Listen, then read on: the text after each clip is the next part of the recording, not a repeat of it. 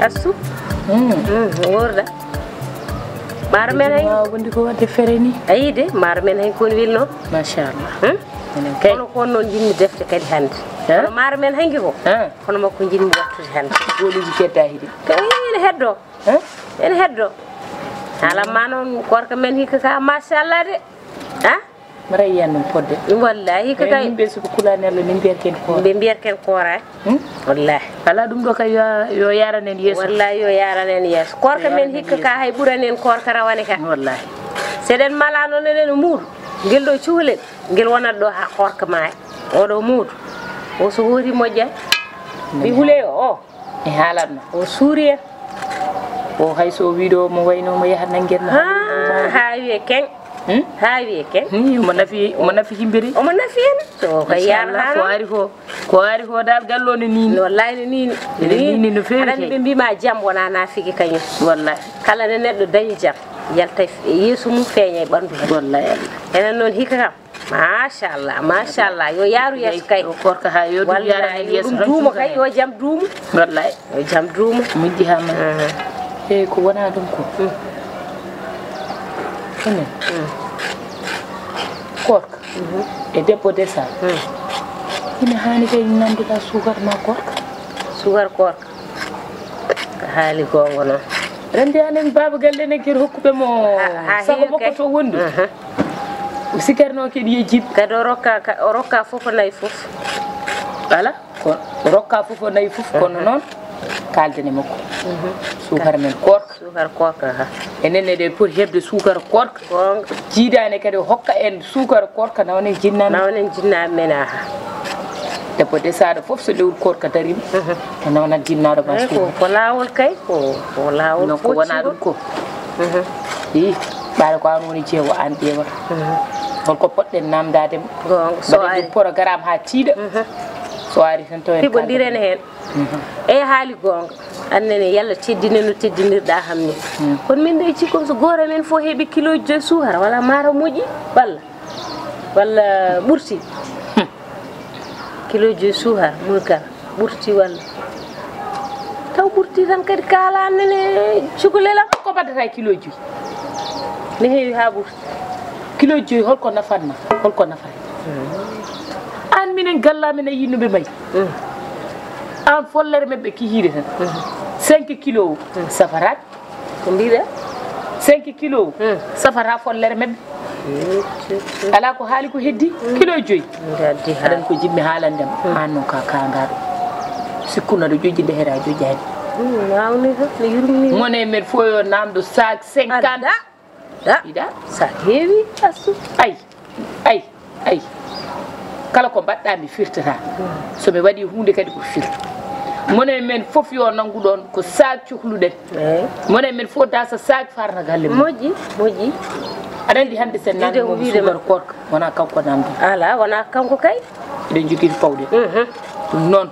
mone men fof ko sac nangu sac mi nanga sac ɓe mbi saɗa duña ko teddi ya ɓaroɗo tiiɗi wallahi guel ɗo cukalel hande ene wayli o galle jonno wahli o galle no fewi joni mbiyata kilo 5 ko battata kilo 5 usto hoorema gonga sac gonga ɗum noon hawara so ari tan ko sac so Allah jaaɓi so ari tan kay kalden hen ala noon o ñaññe ɗo tan mbiya e jummuɗe moye ni nan ala ɗum minen tan sac kay keɓen sac so Allah jaaɓi hawara tan so ari joni inchallah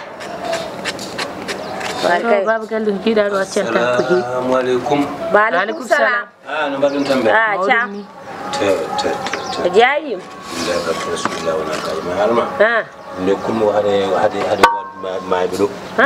ya wonde ko ɗum ɗo wonde ko wulde guleki ijam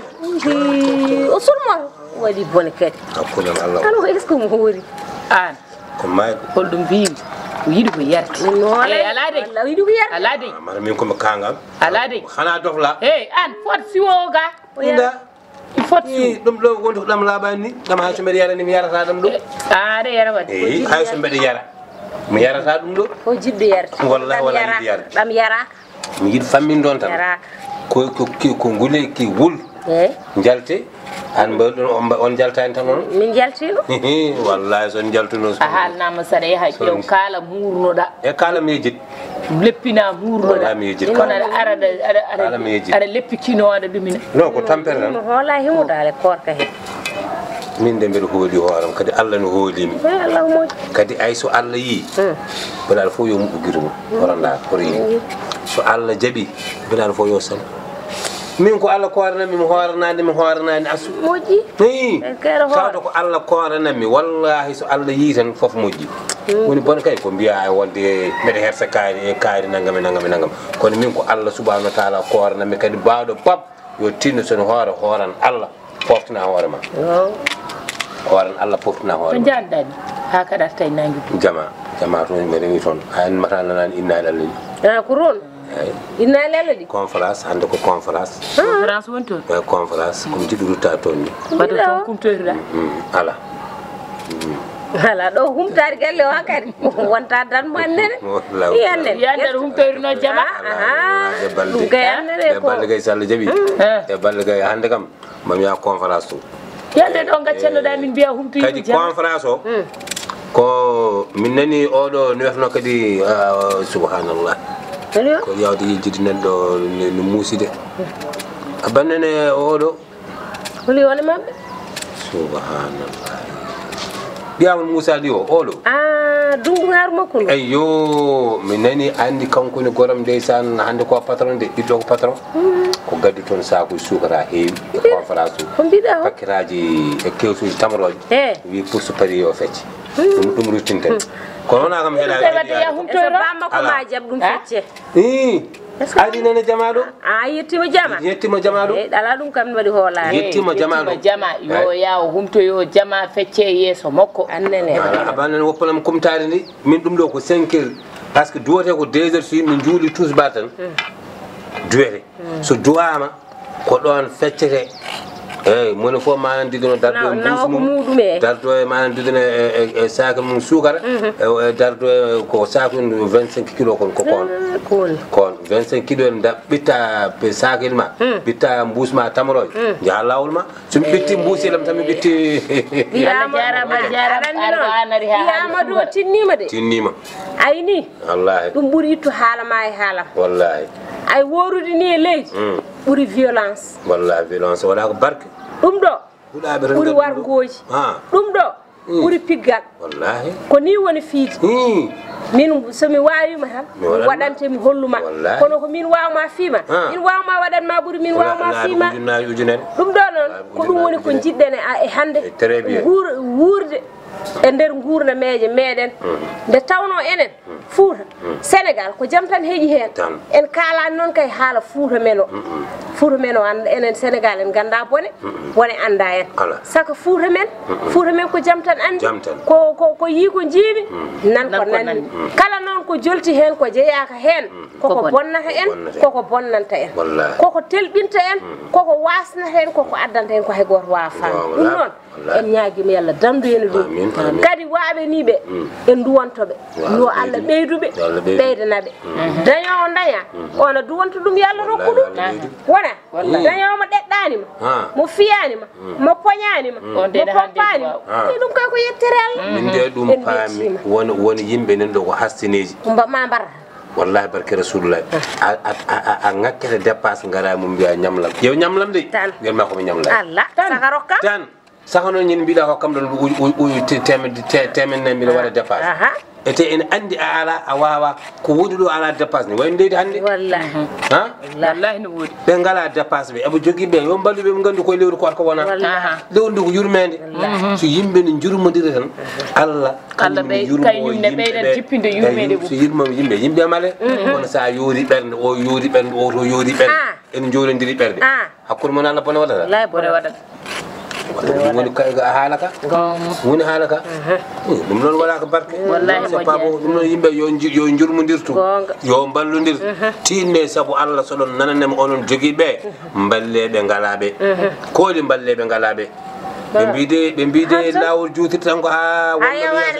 wonnoɓe yeeso kette caggal ala ko gasatade ala fof ko ari duumade kala ko dañƴa oto hollu ɗon ɗo laaw andu dole ko Allah han jogui ɗum ne baba galle e ko wona ɗum ko yende hawre sellade ko Allah tuma min gonno koye yewtere mawde yewtere mawde yewtere nde ɗon ko an jeeyi ɗum jeeyi kadi tetu wona mi tottino on dépasse kam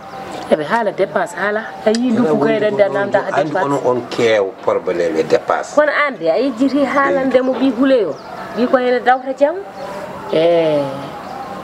ɓi huleyo on komo hoore jam ala yimɓe ndo hannani ɓe mbi ko yo ar kamɓe noddiɗo ɓe mbi kanko ko yehi ko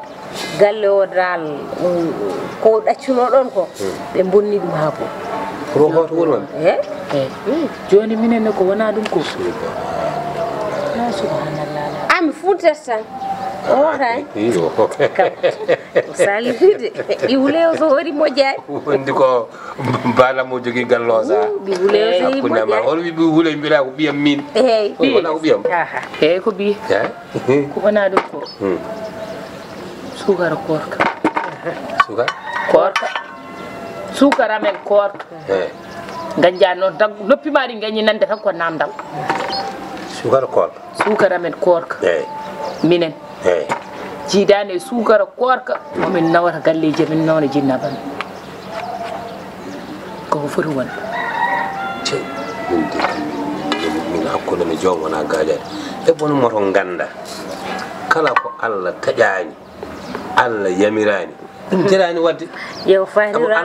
ala fof to Allah wi ɗum koy ko lewru kolko Allah haalata tan de fatir Allah de lewru kolko ndu Allah haalata tan de par ce que ala to Allah wi he dokke sukar korka guitte sukar korka nangam Allah wi ko ñaame jaade mbeɗen ñammino mbeɗen yar noon deyri mon machallah oɗon kumto kumtade moƴƴiri on ngala probléme on ngala caɗele ɗum holko addi sukar korka kadi baba gande sukara men korka e sukara korka komi nawani jinnaɓa men Allah wi hamin gandi ko Allah wi on goƴata ko koye mon kam taw eɓe ɗo joni alhamdulillah minen goto yamen fof ko sac sukara 50 ujunnaji tan goto mon fof ujunnaji ɗi sac sukara goto mon fof ujunnaji ala caɗele goto mon fof ujunnaji ɗiɗi won ujunnaji noyi mi adda noon padeto mami yaha toon mi yimami haalam ɗum ko ala probléme wimo gorko lamma ko cuwa tawi andi sa namda wona an namdira sahada law wallahi gonga noon wallu minen ala probléme ɓuri ɗum leldi ɓuri leldi ala hedde je hedde ɗo janggo en tan janggo walla kii kam hol janggo so yimɓe kumtima tan walla waktu yimɓe kumtoto tan ɓeɗɗa hen haala ka mino bite ala mi ɗum haalta ɗum nde si yimɓe kay annini ko caggal yimɓe kay taw yimɓe ɗumini ko caggal ala wona aɗa haalnamo direct aɗa andita no mbaɗirta bagareji ma joni fatmi yaha jama andi yero sar imam o ko suguñe sukara yero sar ko suguñe sukara ko noon way hen ya wadde min ɓe jiiɗa kam ne jiiɗami ɗo jamaro la ilaha illallah aɓe nagi feccude mi ara ala dok heño dey dok koy ɗum tagi bibiya jotton ha kumtuɗa ya ngara jotton ha kumtuɗa ala yo ya wadde a feccere makko gonɗoɗi aɗa andi juuɗi annomi ko jama tiggere yene yi kadi wonde bab julde makam gorko jontaɗo gorko moƴƴo gorko cakkotonoɗo gorko muddutonoɗo gorko labdoreɗo wonde wuude nde mi meeɗa manqude jamma makko ɗum eyyi kala garɗo labbo fof e tunde mum gonga gooti laala balla wona c'est ça non de